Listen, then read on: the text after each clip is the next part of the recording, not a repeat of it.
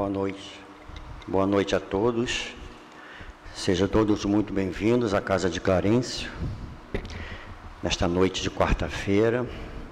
Sintam-se acolhidos.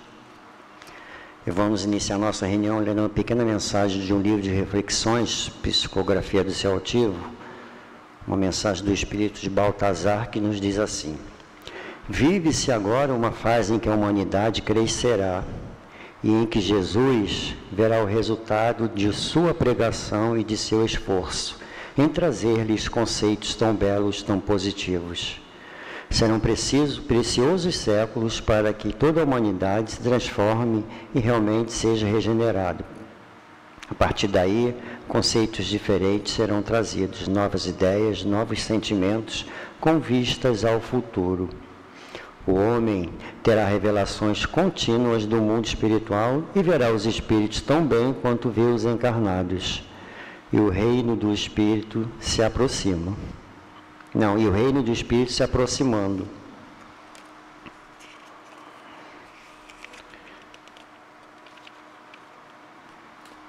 Na sequência, vamos dar uns avisos. Começando que a gente dispõe do trabalho de irradiação e prece. A gente pede que coloque o nome com o endereço completo uma vez por mês nas caixinhas azuis que ficam lá na entrada da casa. Na irradiação, que é para os encarnados, caso a pessoa tenha desencarnado através do suicídio, a gente pede que coloque tenha pensamentos suicidas, depressão muito forte, coloque essa observação. E na prece, que é para os desencarnados, caso tenha ocorrido através de suicídio, a gente pede que coloque essa observação também, além de colocar a data de nascimento e a data do desencarne. E aquele que quer conversar com alguém, ao final da reunião, é só se dirigir aqui à mesa que será caminhada por médium que está apto a fazer esse atendimento, quiser desabafar. E tragam as crianças e os jovens para a evangelização infantil e juvenil. Ela acontece às quartas-feiras à noite e sábado nos horários das reuniões públicas, que é de manhã e de noite. Quarta-feira à tarde nós só temos a evangelização do grupo Sheila. E nós temos na casa também o Centro de Literatura, que faz empréstimos de livros, títulos atuais e não mais editados, aberto às quartas-feiras e os sábados durante a reunião. Todos os sábados temos o curso de valorização da vida, que acontece às 15h30, sem pré-requisito, é só vir e participar. E você que tem 60 anos ou mais, participe do Centro de Convivência Vicente de Paulo, que acontece todas as terças-feiras, das 9 às 12 horas, onde são oferecidas várias oficinas. E a casa faz distribuição de cestas básicas, às famílias já cadastradas, e quentinha para as pessoas em situação de rua. E para a manutenção desse serviço, a gente aceita doação de alimentos não perecíveis, só trazer e colocar naquela caixa que fica lá na entrada. A gente agradece a todos. E nós também aceitamos material para reciclagem. A gente pede que tragam plástico duro, garrafa PET, papel e papelão, metais pequenos, alumínio, ferro e aço e óleo vegetal. Só esses materiais, por favor. A gente agradece a todos também. Para melhores informações, é só procurar aqui ao final da reunião, que a gente dará as informações. Por último, a gente pede que coloque o celular para vibrar ou desligue, para que não atrapalhe a reunião. Na sequência, vamos ler uma página que vocês têm em mãos, que está no livro O Espírito da Verdade, psicografia de Valdo Vieira, uma mensagem do Espírito Emmanuel, cujo título é Sem Idolatria. Núcleos religiosos de todos os tempos, e mesmo certas práticas estranhas à religião, têm usado a idolatria como tradição fundamental para manter sempre viva a chama da fé e o calor do ideal. O hábito vinculou-se tão profundamente ao espírito popular que, em plena atualidade, nos arraiais do espiritismo cristão, a desfraldar a bandeira da fé raciocinada, às vezes ainda encontramos criaturas tentando a substituição dos ídolos inertes pelos companheiros de carne e osso da experiência comum, quando chamados ao desempenho da responsabilidade mediúnica. Urge, desse modo, compreendermos a impropriedade da idolatria de qualquer natureza, fugindo, entretanto, à iconoclastia e a violência no cultivo do respeito e da compreensão diante das convicções alheias, de modo a servirmos na libertação mental dos outros na esfera do bom exemplo. A advertência apostólica vem comprovar que a doutrina cristã, em sua pureza de fundamentos, surgiu no clima da Galileia, dispensando a adoração indébita em todas as circunstâncias, devendo-se exclusivamente à interferência humana os excedentes que lhes foram impostos ao exercício simples e natural. Assim, proscreve do seu caminho qualquer prurido idolátrico em torno de objetos ou pessoas, reafirmando a própria emancipação das algemas seculares, que vem cerceando o intercâmbio das criaturas encarnadas com o reino do Espírito, através da legítima confiança. Recebemos hoje a incumbência de aplicar na edificação do bem desinteressado o tempo e a energia que desperdiçávamos outrora à frente dos ídolos mortos, de maneira a substancializarmos o ideal religioso no progresso e na educação, prelibando as realidades da vida gloriosa. Emmanuel. Então, depois dessa página, vamos unir os nossos pensamentos numa prece de agradecimento por mais uma vez estarmos aqui na Casa de Clarence, nos reunindo para ouvirmos a palestra sobre o Evangelho segundo o Espiritismo, agradecendo aos nossos anjos da guarda por ter nos trazido até aqui em paz e em segurança, a esses trabalhadores desta casa, espíritos, trabalhadores de Jesus, trabalhadores anônimos, que preparam o ambiente para nos receber. E agradecer a Clarence, mentor da nossa casa, sobretudo a Jesus e a Deus, rogando a Ele que envolva cada um de nós que aqui estamos, pacificando os nossos corações, as nossas mentes, que eles possam envolver principalmente os nossos companheiros que nos falarão hoje sobre o livro do Evangelho, a Jéssica, que fará a sustentação do passe, e o nosso irmão que fará a palestra. Que possa ser, então, com a permissão e com o amparo de todos vocês, trabalhadores desta casa, trabalhadores de Jesus, de Clarence, nosso mentor, mas, sobretudo, de Jesus e de Deus, Pai de amor e misericórdia, que possamos, de nossa parte, dar por iniciada a reunião desta quarta-feira à noite. Que assim possa ser, graças a Deus. Hoje, como é quarta-feira, a gente estuda o Livro dos Espíritos. Nós estamos estudando o capítulo 21. Haverá falsos cristos e falsos profetas. O item é o 8, que fala o título, sobre o título é Os Falsos Profetas. Eu vou ler só aqui os primeiros parágrafos, os 3 primeiros aqui, para o Célio ter mais tempo de nos falar. Os falsos profetas. Se alguém vos disser, o Cristo está ali, não o procureis, ao contrário, ficai bem atentos, porque os falsos profetas serão numerosos. Não vede as folhas da figueira que começam a embranquecer? Não vede seus numerosos rebentos esperando pela época da floração? E o Cristo não vos disse que se conhece uma árvore pelo seu fruto? Se, pois, os frutos são amargos, julgais que a árvore é má. Mas se eles são doces e saudáveis, dizeis, nada tão puro pode sair de um tronco mau. É assim, meus irmãos, que deveis julgar. São as obras que deveis examinar. Se aqueles que se dizem revestidos do poder divino são possuidores de todos os sinais de semelhante missão, isto é, se possuem no mais alto grau as virtudes cristãs e eternas, a caridade, o amor, a indulgência, a bondade que concilie todos os corações, se em apoio às palavras elas juntam os atos, então poderei dizer, estes são realmente os enviados de Deus. Desconfiai, porém, das palavras doces, desconfiai dos escribas e dos fariseus que oram nas praças públicas, vestidos de longas vestes. Desconfiai daqueles que pretendem ser os únicos e exclusivos possuidores da verdade. Vou parar por aqui então, vamos passar a palavra para o Célio, que Jesus abençoe. Tudo bem com todos? Todos ouvindo bem? Vocês viram, né, que o Evangelho segundo o Espiritismo está trazendo hoje para a gente o ensinamento de João, que foi um apóstolo de Jesus. E ele tinha uma característica, ele era muito jovem, era o mais jovem de todos, e ele tinha uma característica, porque ele diz assim, cuidado com os falsos profetas. Então, porque já existia, né? Quer dizer, já tinha isso. E aí, como que a doutrina espírita lida com isso? Primeiro a gente precisa... Quem está vendo pela primeira vez hoje? Bem-vindos. Eu queria dizer para vocês o seguinte, a doutrina espírita tem alguns fundamentos muito importantes.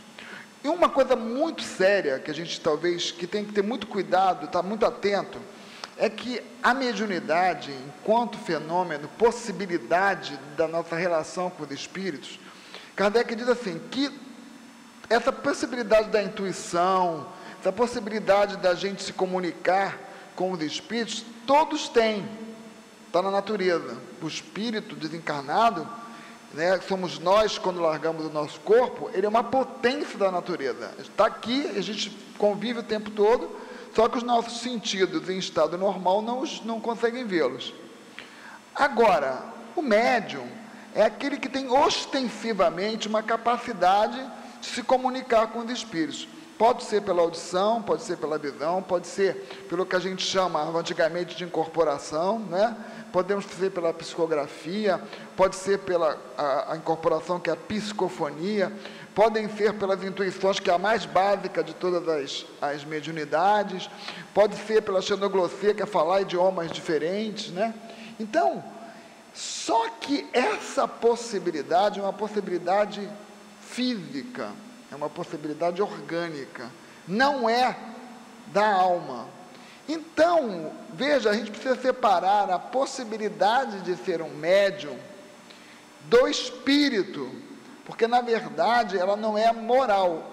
O uso da mediunidade é ético, o uso da mediunidade é moral, mas a capacidade de se comunicar com os espíritos é uma coisa física.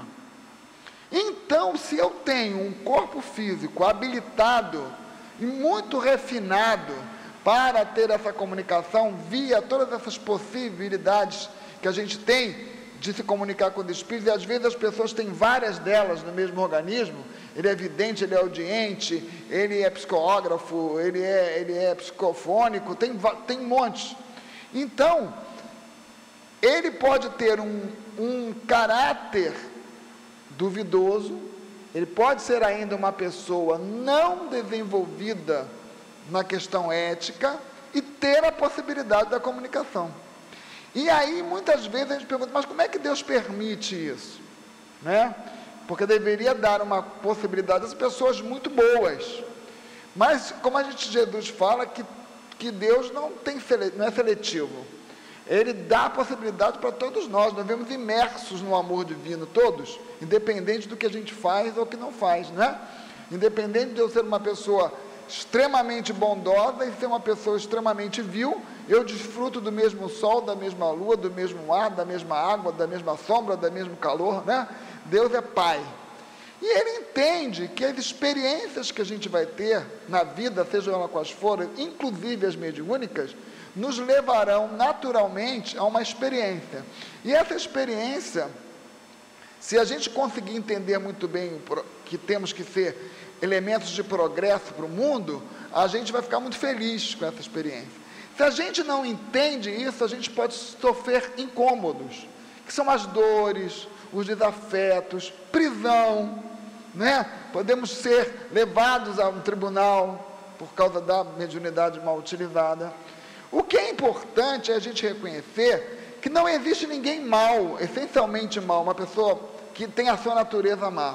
Na verdade, nós temos experiências e muitos medos, nós temos assim muitas crenças, nós temos uma probabilidade muito alta no nível de desenvolvimento moral que nós estamos, eu diria assim, no nível de consciência que a gente está. Quando eu falo nível de consciência, é da nossa capacidade de entender a lei, do que a lei deseja da gente. Em muitos momentos, muitos de nós somos fascinados pela matéria, fascinados pelo poder. E mediunidade quando ela é poderosa, ou seja, quando eu tenho um organismo muito poderoso para a mediunidade, eu posso tomar uma rasteira muito grande, porque eu fico imbuído de muito poder. Imagina um Chico Xavier delinquente, o quanto ele teria, né, de prestígio, por ter uma mediunidade extremamente, a gente chama de mediunidade flexível, né, um médium extremamente flexível, mas que, como quem encarnou naquele corpo é uma alma que não é ética, ele poderia criar muitos problemas.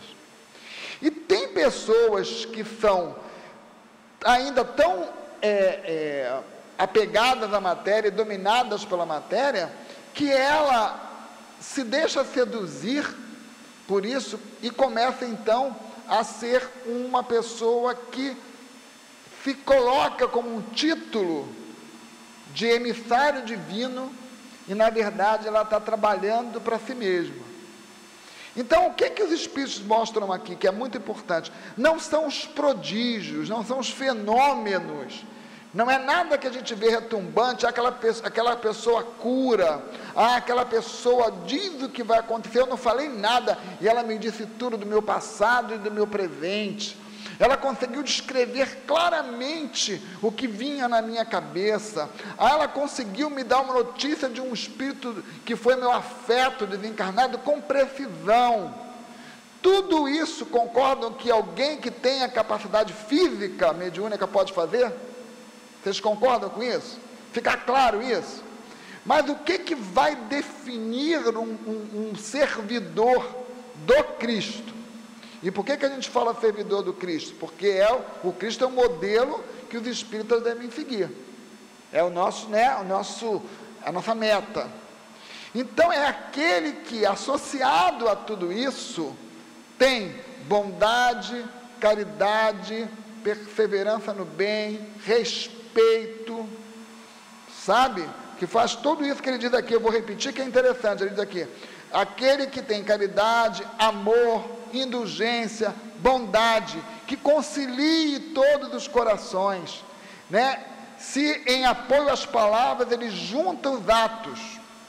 Então muitas vezes nós ficamos assim iludidos e vamos até buscar mesmo. Poxa, eu vim dizer ali que naquele lugar tem uma pessoa que faz verdadeiros milagres. Não significa que ele seja um emissário de Cristo, porque isso é algo físico. Então o que a gente tem que observar é o que acontece aqui, né? Então, quantas vezes nós vemos, e eu vou dizer uma experiência de uma amiga minha que é muito próxima a mim, que ela disse que quando ela começou com um dos médiuns que trazia a mediunidade com o cunho do espírito, não é? Que Fritz, e ele trabalhava aqui no Rio de Janeiro, ele chamava Rubens, eu não sei se vocês lembram, eu vou dizer o nome dele, porque isso já é de cunho geral. Quando ele começou numa pequena salinha, em que ela era assistente dele, e ela cuidava de tudo, arrumava, tinha pouquinhas pessoas, e ele fazia as cirurgias espirituais. Vejam bem, isso aí, qualquer pessoa que tenha no seu organismo físico essa possibilidade pode fazer. Não faz dela, voltando novamente, um profeta, um representante do Cristo. Entendem isso? Está muito claro isso? Então ele começou e ela tinha um problema de visão grave. E um dia ela arrumando as cadeiras desse pequeno lugar na zona sul do Rio, ela disse, o espírito chamou e disse: vou te operar. E ele tinha uma posição muito dura em todos os médicos com que ele trabalhou. E ela sentou muito medrosa, ele pegou lá uma pinça, enfiou no olho dela, mexeu para cá, mexeu para lá, sem dor nenhuma, fechou lá, escavucou lá o que tinha que escavucar, ela saiu dali, foi para casa de repouso e nunca mais teve nada. Se curou. A gente sabe que temos esse trabalho no Frei Luiz, né?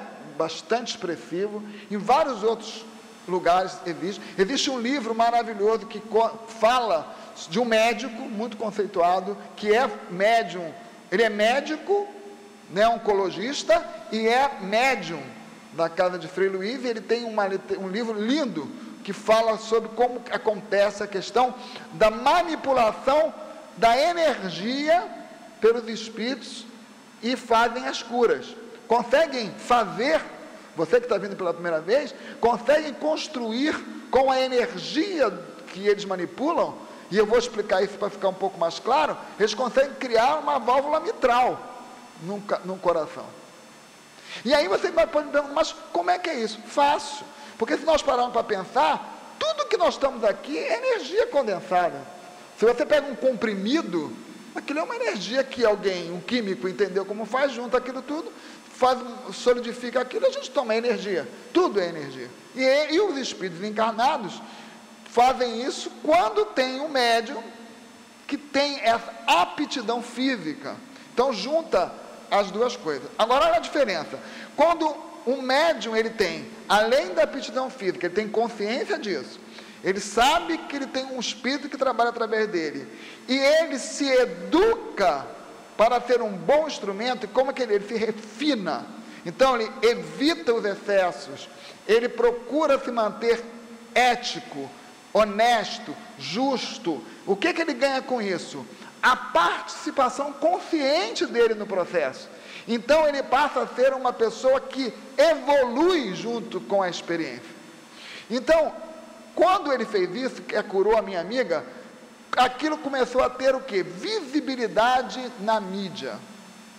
E aí ele começou a ir para programas de televisão, ele começou a se expor, e aí vem a sedução.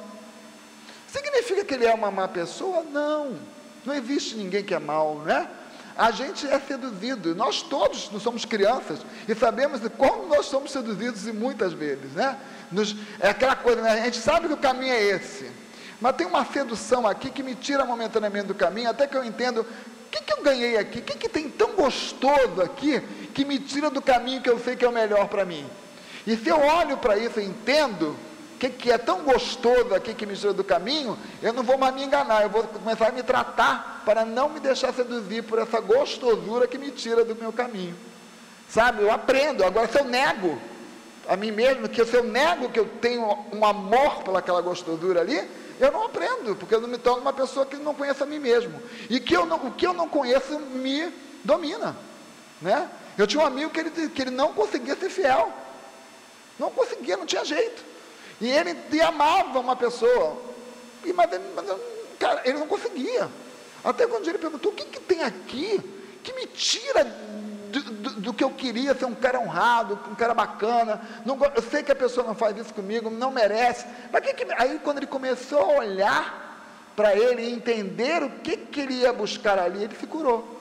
Entendem como é a situação? Então, voltando ali, quando aquela mídia chegou toda, e ele começa a ser levado a programa de televisão e tal, aí começa a vir gente, aí vamos alugar um lugar maior, aí começa a rolar os privilégios. Tem pessoa, gente, que ela tem muito dinheiro, né? Tem muito recurso, tem muito poder financeiro, e aí ela começa a querer ser atendida primeiro, ela começa a querer doar coisas, ela quer, vocês aqui sabem como luta, nós temos aqui, eu posso comprar 1000 cadeiras aí para o centro, mas eu quero uns privilégios, e eles não estão fazendo aquilo também porque são maus, porque eles estão acostumados. Quem tem que se policiar é a gente. Por isso que a doutrina espírita tem um livro chamado Livro dos Médiuns, para nos ajudar a sermos cuidadosos, porque o outro não é responsável pela nossa mediunidade, nós é que somos pela nossa. Então quem tem que se cuidar é a gente, como nós somos responsáveis pela relação conosco mesmo, porque é a única relação que a gente não pode fugir, né? A relação que a gente tem com a gente mesmo. Então, se eu não preservo a minha paz, como que eu vou ficar bem? Então, o outro não é responsável pela minha paz, eu sou. Então a gente aprende a colocar os limites, respeitosamente, né? Então ele não conseguiu, ele se seduziu. Aí foi operar um ator americano, aquilo passou na televisão, fizeram documentário, e aí vimos o que aconteceu. uma complicação total, ele foi levado a tribunais. Se não me engano, uma situação ficou muito difícil. Ele era um médium poderoso? Sim. Tinha mediunidade orgânica? Tinha. Por algum tempo teve condições de ser muito ético? Sim. Mas depois das seduções da matéria. É a semente que caiu, né? Mas não caiu num terreno tão bom. Mas ele aprendeu? Com certeza. Aprende muito. Sabe? Porque nós somos todos filhos de Deus. As experiências estão aí para isso. E Deus é o Deus da liberdade. Deus nos deu tanta liberdade, nos dá tanta liberdade, que Ele permitiu que matassem Jesus.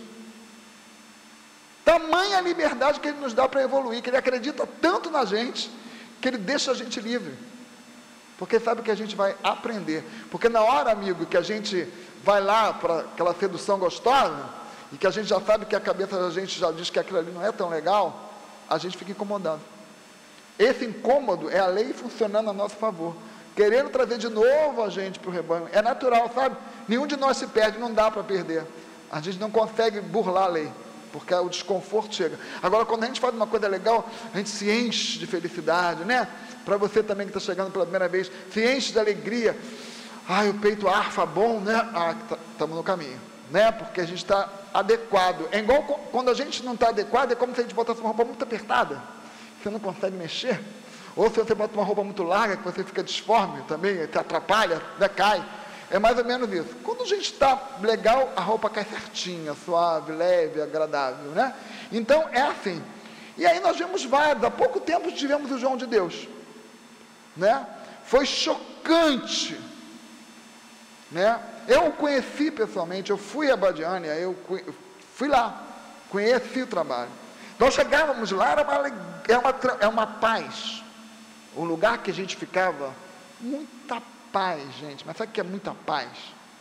Todo mundo sentado ali, porque as pessoas iam na busca do seu bem-estar. Haviam muitas dores. E ele tinha a grande dor dele, a dor pessoal dele, que ele não quis ver.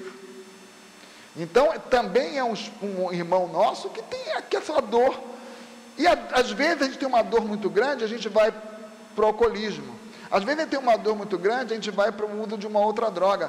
Às vezes a gente tem uma dor muito grande, a gente vai para a religião. Porque também pode ser um ópio, pode ser um vício tão forte quanto qualquer outro, né? E ele foi. E aconteceu com ele o quê? Havia fisicamente nele a possibilidade que existiam as curas. Existiam pessoas respeitosas, respeitáveis, médicos, estudiosos, cientistas, iam lá e viam. Vou dizer da minha experiência, gente, não significa que eu seja nada, tá? Eu sou caminhando. Mas quando eu entrei na fila, estava o meu amigo à minha frente, eu atrás. É uma fila indiana, que a gente vai falar com ele.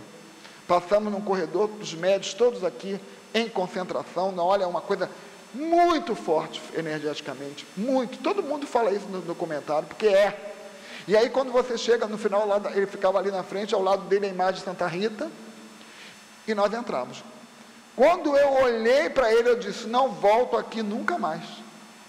Foi meu primeiro, o olhar dele me destruiu.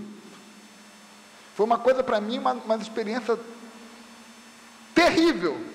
Quando eu olhei aquele olho, quando eu saí, eu falei para um amigo, cara, quero falar com você. Ele olhou para mim assim, não volto aqui nunca mais. Ele disse a mesma coisa para mim. E nós saímos lá e falei, o que você falou? Não, esse olhar não dá. Entendeu? E aí nós não sabíamos de nada, absolutamente nada, o que acontecia. Mas, com a graça de Deus, e com a nossa mediunidade, né? Porque a gente aí, vocês olham, vocês já foram capazes de olhar para um cachorro, e olhar no olhar do cachorro e dizer, esse cachorro não dá. Isso aí é bravo demais. Já tiveram essa experiência alguma vez? Você olha uma olhada no cachorro, você identifica. Se ele é muito raivoso, ou se ele é tranquilo. Ele demonstra isso. Sabe? A gente vê. E aí, eu vi um leão. Alguém já viu um filhote de leão? Já viram filhotinho? Se vocês pegarem um leão, gente, filhote, e olhar para o olhar dele, você não chega nem perto. É um olhar de fera, poderoso, muito acima do... o olhar daquele leão, só o olhar já mata a gente. Eu olhei para o bicho sair na hora, porque não dá, sabe? É assim, você vê ali tem uma fera, está ali, a gente chama, sabe, amigo que está chegando pela primeira vez, esses princípios inteligentes dos animais, né? Então, é um princípio inteligente muito primitivo, que está ali, porque ele é aquilo, né? Aquela força. Então, o João de Deus é um espírito em experiência, que ele tinha ali, ele não percebia dentro dele, não se olhava para poder se curar. E aí ele entra num poder, porque vocês viram, e aí a responsabilidade é nossa. Quando a gente se torna fã de alguém, né? É a idolatria que está falando aqui. Ser fã é uma coisa muito séria. A gente tem que olhar as pessoas como é um profissional do canto, adoro, admiro, mas peraí, que loucura é essa, né? Do fã, que a palavra fã vem do fanatismo, né? E a gente viu então que as pessoas endeusavam, e era claro ali. E esse endeusamento para o espírito que ainda não está firme, ele se perde. Diferente do Paulo, o apóstolo Paulo, quando ele está pregando numa cidade, fazendo a sua pregação, vem uma médium famosa da cidade, que eles chamavam naquela época de pitonisa. Ela vem e começa: oh, grandioso aos olhos do Senhor, tu és o máximo, né? Tu és o the best, né? Aí começou aquela coisa toda, e ele ficava ali, olhando, no primeiro dia ele, tudo bem, não conheço quem é, não sei. No segundo dia ela está lá de novo, né? Ele parou e disse: não, você está me confundindo, eu não sou nada disso. E começou a falar firmemente para o espírito, que estava fazendo aquele trabalho, de querer dizer para as pessoas que ele era muito mais do que ele era, e ele acabou saindo da cidade, apanhou para caramba, foi espancado, porque aquela mulher dava muito dinheiro para os seus servos, porque eles usavam a mediunidade dela para ganhar dinheiro. Né? Então, voltando, nós falamos do Edson, falamos do João de Deus, todos os nossos irmãos, sabe? E nós vimos com uma grande felicidade que quando houve o problema do João de Deus, ninguém falou de espiritismo, ninguém associou ele ao espiritismo, porque o espiritismo, o conhecimento do espiritismo já evoluiu muito, as pessoas já conhecem muito mais, já não se equivocam tanto, né? Então ele foi colocado ali como um médium. E aí médium tem em tudo quanto é lugar. E aí Kardec tem um exemplo muito legal, que ele diz assim: numa tribo primitiva, eu não gosto dessa palavra primitiva, é ruim, vamos trocar. Numa tribo, né, ele estava lá, e o pajé, que é aquele que curava as pessoas, e curava mesmo. Ele curava as crianças, curava as mulheres, curava os adultos, colocava as poções, fazia as rezas, fazia tudo aquilo, todos os rituais, e curava. Quando tinha uma guerrilha entre as tribos, ele pedia: traz a cabeça do inimigo, que eu adoro pegar a cabeça do inimigo, eu curtia isso. E aí perguntaram para Kardec: como é que pode uma pessoa curar e ao mesmo tempo ser tão primitiva, né? Ser tão, como é que é, apegada a isso? Aí o Kardec disse: porque não é ele que cura, ele só é veículo. Os espíritos vão lá, tiram a energia do corpo dele, associa, que tem muito, é um espírito com muito fluido vital. Fluido, hoje a palavra fluido a gente traduz como energia. Ele tem tanta energia vital que eu tiro aquela energia, ele tirava a energia dele e jogava no que estava deficitário. Só que ele não sabia nada que estava fazendo. Ele era um veículo cego, diferente do que é o proposto pela doutrina espírita. A doutrina espírita nos propõe que sejamos médiuns conscientes 100%, que a gente saiba tudo o que está acontecendo. E vocês podem dizer assim: mas como é que é isso? Médium bom é médium que não sabe nada. Não, mas o espírito médium bom é o que sabe, porque ele é responsável por filtrar o que não seja conveniente, porque ele é veículo. Se nós somos veículos, fazemos parte do processo, precisamos ter consciência do que estamos fazendo. Então muitas vezes você vê um médium que o espírito fala alguma coisa que é inconveniente, e ele, se não tiver muito firme, ele vai acabar trazendo uma informação muito triste. Sabe, como aquela pessoa que chega aqui, a pessoa está lá buscando o fôlego de vida, e ela chega para a pessoa e diz assim: homem, vai se preparando que você vai morrer daqui a pouco, tá? Daqui a pouco você vai embora. A pessoa fica, caramba. Entende? Mas são os filtros. Espera aí. Eu não posso xingar palavrão numa casa respeitosa, né? Eu não posso ser uma pessoa descortês. Eu não posso ser uma pessoa que sai batendo na mesa, que sai chutando cadeira. Que é isso? E o espírito, muitas vezes, ele não tem noção disso. Então, e muitas vezes a espiritualidade traz isso para mostrar para a gente que a gente precisa ser dono do processo. E saber exatamente até onde eu vou, né, manter a coisa no prumo, né, segura. Então, queridos, o que a gente quer dizer é o seguinte: quando a gente, não é que a gente entenda que alguém, porque eu quero ser um falso profeta. Não, as seduções são muitas. E entendendo, acho que ficou claro para a gente, entendendo que a mediunidade é física, fica muito claro que não são as coisas retumbantes, as coisas mirabolantes, as coisas que atraem multidões, que vão fazer com que aquela pessoa seja um representante divino. Vai ser o que acontece ali, né? Rola dinheiro, né? Rola favor, rola aprisionamento, sabe?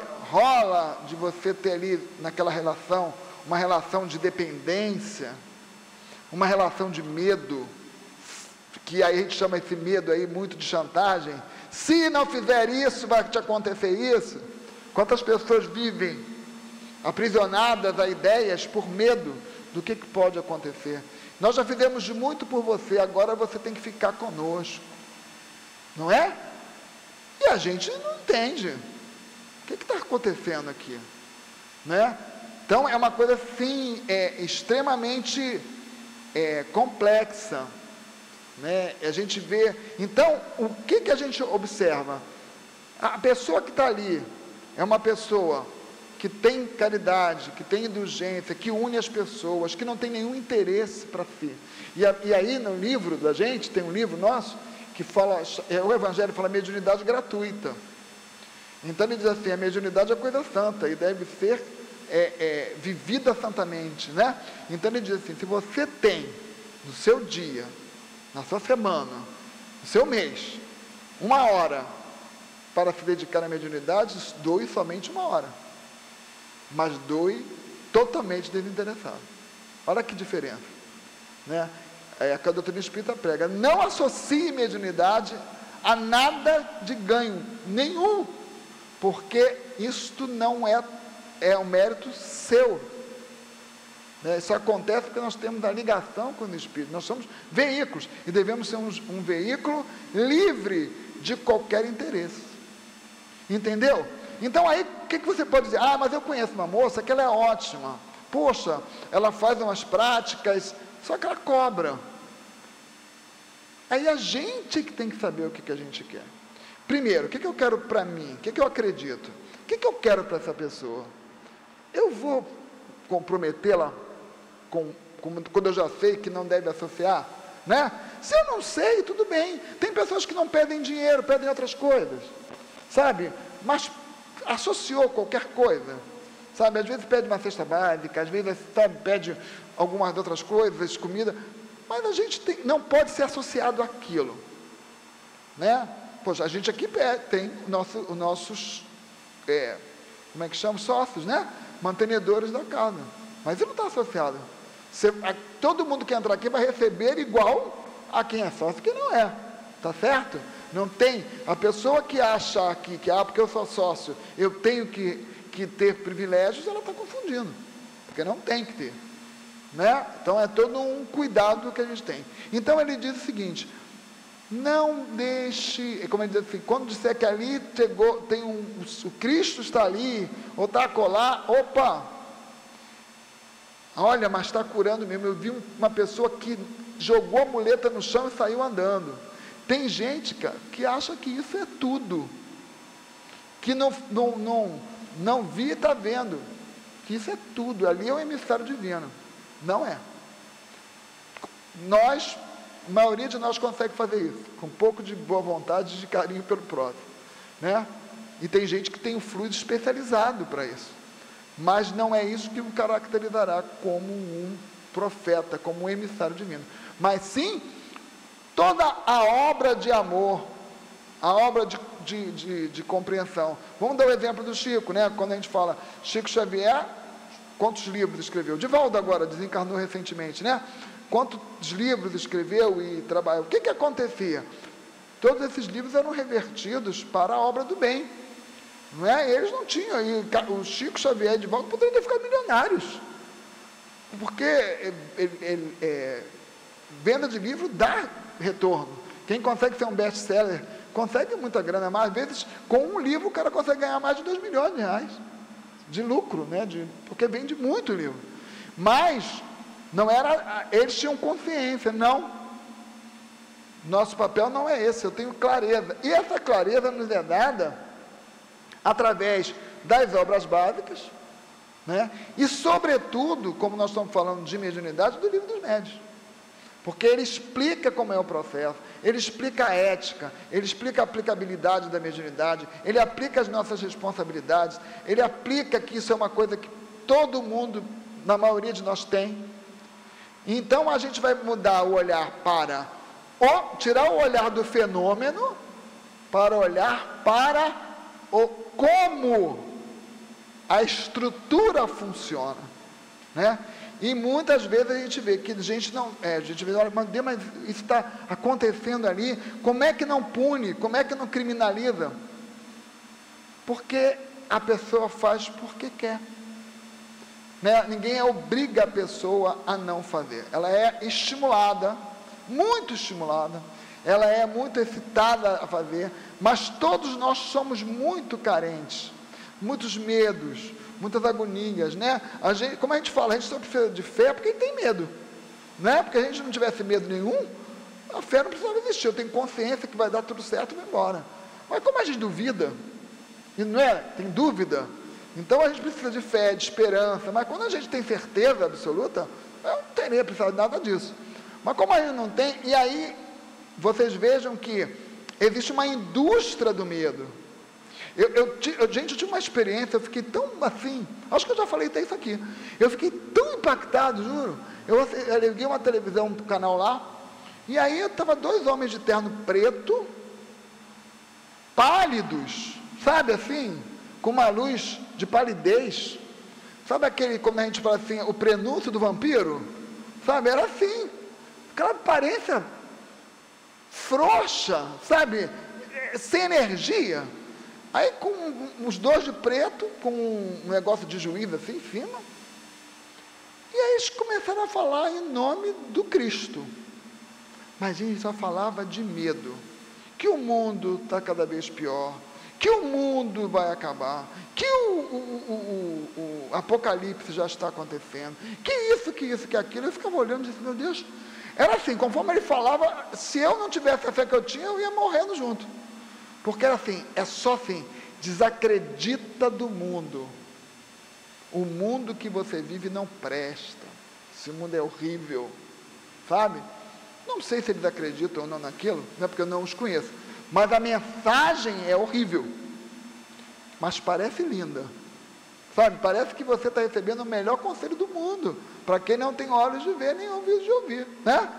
Então você vai vendo ali, no final começa a oferta, né? O pedido de dinheiro para que você vá a determinado lugar e que isso ia ser uma coisa. E eu já vi mesmo pessoalmente, começa assim com um envelope, depois diminui o envelope, no final acaba com um copinho de café para você botar a moeda que você tiver, entende? É assim, vai até pegar alguma coisa você tem que pegar.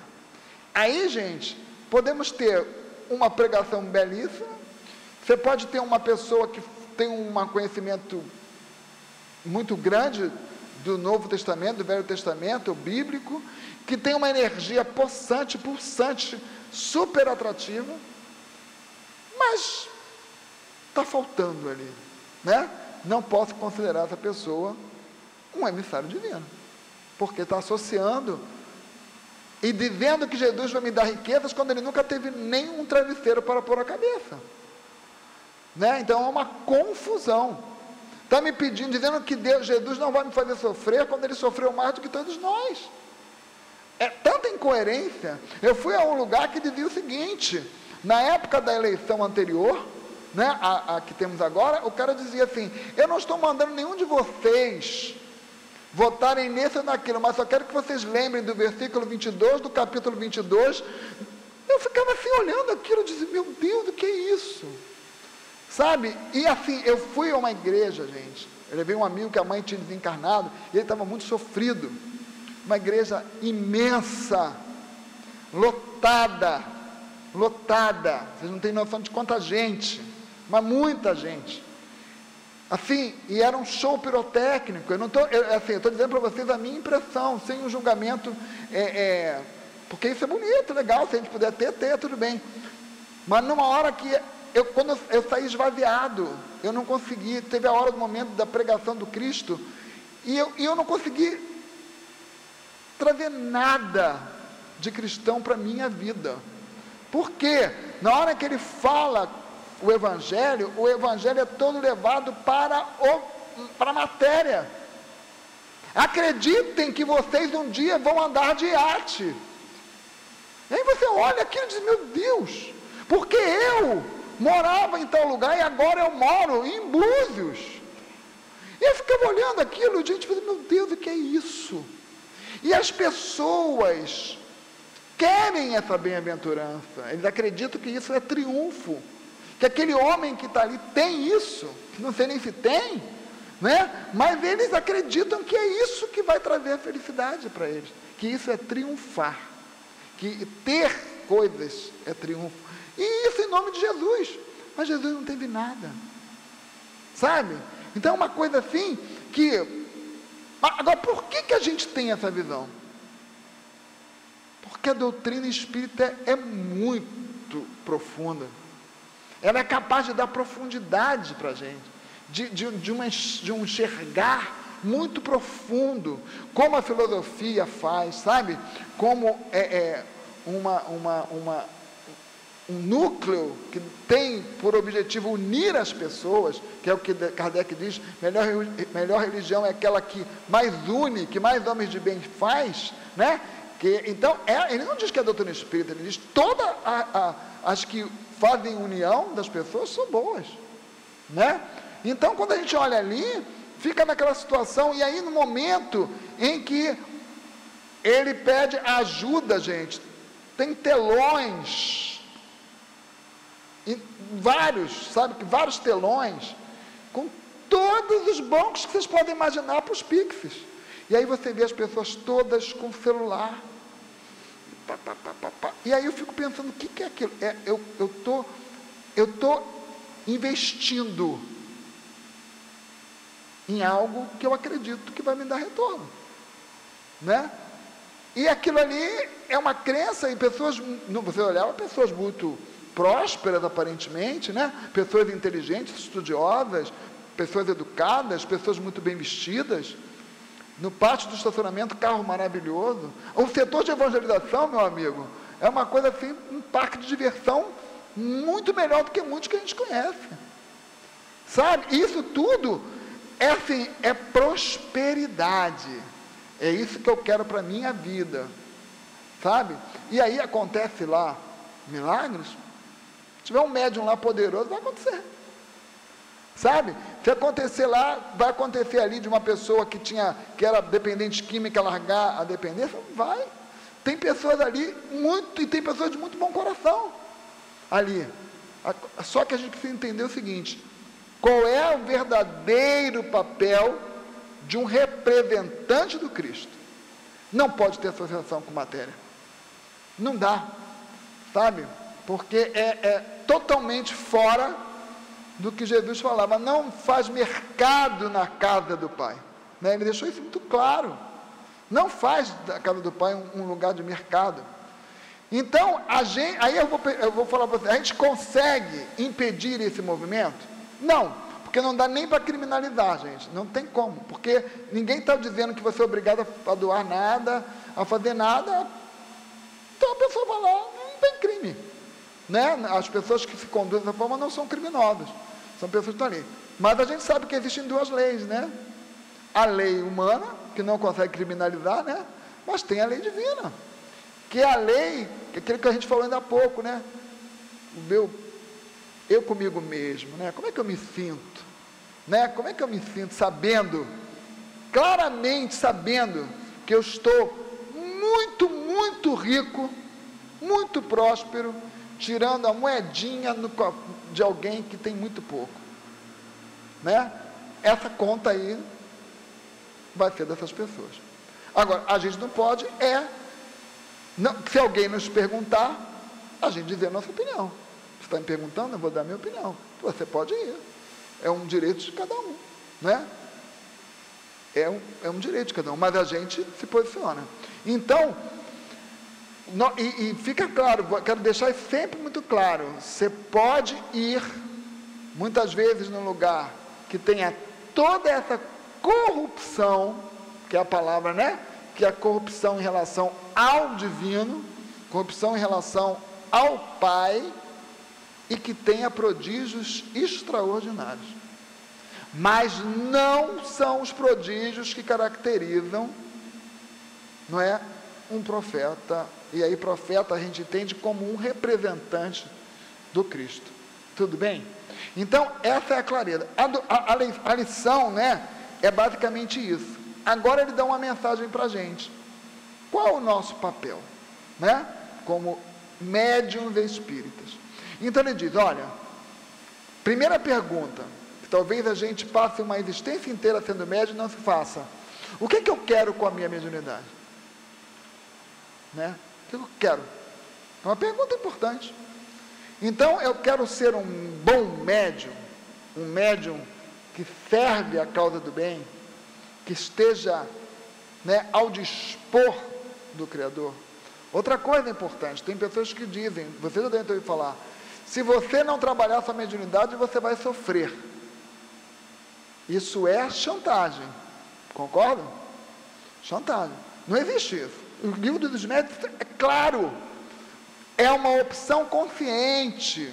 Você tem, se você entende que aquilo ali é uma oportunidade de você ajudar o mundo a se tornar um mundo melhor, consolar quem sofre, ajudar quem precisa, trazer uma mensagem de um amigo, de um afeto que desencarnou, você poder consolar um coração, você poder trazer mensagens superiores para quem precisa, seja pela psicofonia, pela psicografia, pela palestra, né?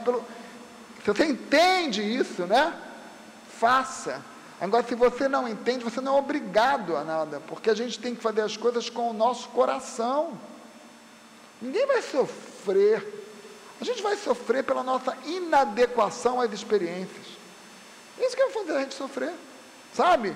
Quando a gente está numa experiência, por exemplo, eu tenho uma experiência aqui de lidar com dinheiro. Tem gente que vem com essa... agora chegou a sua vez. Segundo os espíritos, né, todos nós vamos passar pela prova da riqueza. Todos, porque vamos ter que aprender. Né, como é que lida com isso? Ver se a gente não vai ser prisioneiro dela.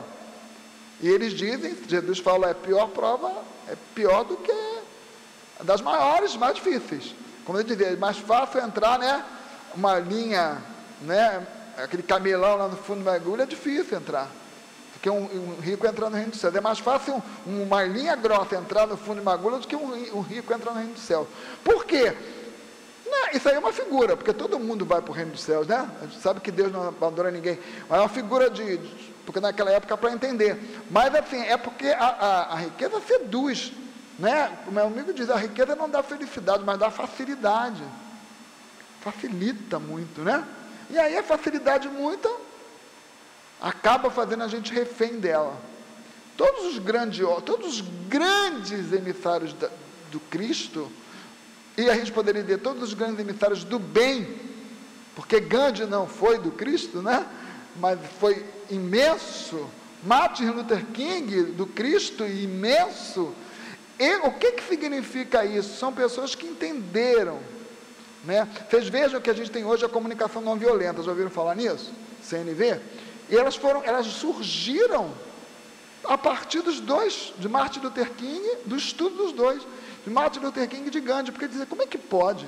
Duas pessoas que sofriam a opressão que sofriam, que eram tão massacrados, e conseguiam falar bem, falar de amor, unir pessoas, criar pontes diante de tanta opressão.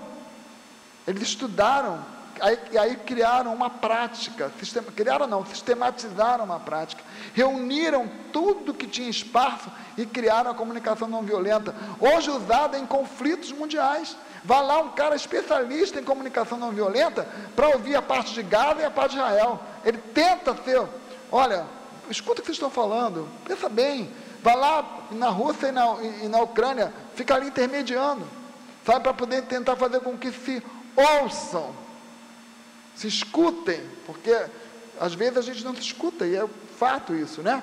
Então, esses emissários divinos são essas pessoas, como ele dizia assim, como o Martin Luther King dizia, eu tenho que levar a doçura, eu tenho que levar a não violência. Foi morto, igual Jesus, né? Pegamos lá Gandhi, o que aconteceu com ele? Foi morto, igual Jesus. Está certo? Para ver como nós somos intolerantes. Agora, quando você vê alguém que diz que está em nome do Cristo, que é representante do Cristo, caramba, andando num carro blindado, cheio de segurança, com um monte com iate maravilhoso, que é uma bolha poderosa, né? Aí você diz, tem alguma coisa errada. Porque o Cristo deve estar muito inadaptado nesse iate, né? Só andava a pé. Então é uma coisa assim, entende o que a gente quer dizer? É o racional, gente. Mas o que é mais importante para a gente concluir, que é muito importante mesmo, vamos botar isso com uma maior importância. Prodígios, cura, chamados milagres, coisas retumbantes, alguém sai de uma cadeira e andar, alguém que não falava falar, alguém que não via passar a ver, não é isso. É a ética na condução deste processo. E a ética é o respeito à figura do Cristo, que viveu para nós com total desinteresse. Então é aquele que semeia. Por isso que a gente vai ver perguntando, por que o Centro Espírita tem palestra? Para ensinar a gente ética. Para ensinar a gente a ser pessoas melhores. Senão, a gente ia aqui, tomava o passo e ia embora. Tomava o passo e ia embora. Me tornei melhor em quê? Né? O que a gente melhorou como pessoa? E pior, a gente vai entrar na fila, se fosse assim, a gente ia ficar na fila a vida inteira. Porque a gente não ia se curar nunca. Sabe por quê? Porque a gente só se cura quando a gente enxerga a nossa mazela, né? O que causa o nosso sofrimento. Quando eu entendo a minha sombra, e aí eu entendo a minha sombra, gosto dela, me apaixono por ela, disse, vamos resolver? Agora a gente tem que resolver, vamos ver? Está na hora, não está? Só conseguimos isso quando a gente consegue olhar para um lado e ver a sombra e ter do outro lado a luz que é capaz de mostrar que aquela sombra precisa ser extinta, com calma, tranquilidade, com respeito a nós mesmos e ao outro, porque se eu tenho sombra, o outro também tem, né? E a gente vai conseguindo então conviver com harmonia. Então, gente, eu agradeço a vocês e peço sempre atenção a isso que eu falei, tá? Não se deixem levar por coisas, por processos, não, é a ética na condução daquilo que a gente está vivenciando, tá? Isso que faz a diferença. Obrigado, Célio, aí, pelo estudo, muito bom. Na sequência, eu vou ler aqui um livro de psicografia do Chico Xavier, Pão Nosso, uma mensagem do Espírito Emmanuel, e a Jéssica vai fazer o comentário dos passes em cima dele. É a lição 12, cujo título é Pensaste nisso? Aí tem uma anotaçãozinha de Pedro que diz assim: sabendo que brevemente hei de deixar este meu tabernáculo, segundo que também nosso Senhor Jesus Cristo já mo tenha revelado. Aí Emmanuel nos fala assim: Se muitas vezes grandes vozes do cristianismo se referiram a supostos crimes da carne, é necessário mencionar as fraquezas do eu, as inferioridades do próprio espírito, sem concentrar falsas acusações ao corpo, como se este representasse o papel do verdugo implacável, separado da alma, que lhe seria então prisioneira e vítima. Reparamos que Pedro denominava o organismo como sendo o seu tabernáculo. O corpo humano é um conjunto de células aglutinadas ou de fluidos terrestres que se reúnem sobre as leis planetárias, oferecendo ao espírito a santa oportunidade de aprender, valorizar, reformar e engrandecer a vida. Frequentemente, o homem, qual operário ocioso ou perverso, imputa ao instrumento útil as más qualidades de que se acha acometido. O corpo é concessão da misericórdia divina para que a alma se prepare ante o glorioso porvir. Longe da indébita acusação à carne, reflitamos nos milênios despendidos na formação deste tabernáculo sagrado no campo evolutivo. Já pensaste que é um espírito imortal dispondo na terra por algum tempo de valiosas potências concedidas por Deus às tuas exigências de trabalho? Tais potências formam-te o corpo. Que fazes de teus pés, de tuas mãos, de teus olhos, de teu cérebro?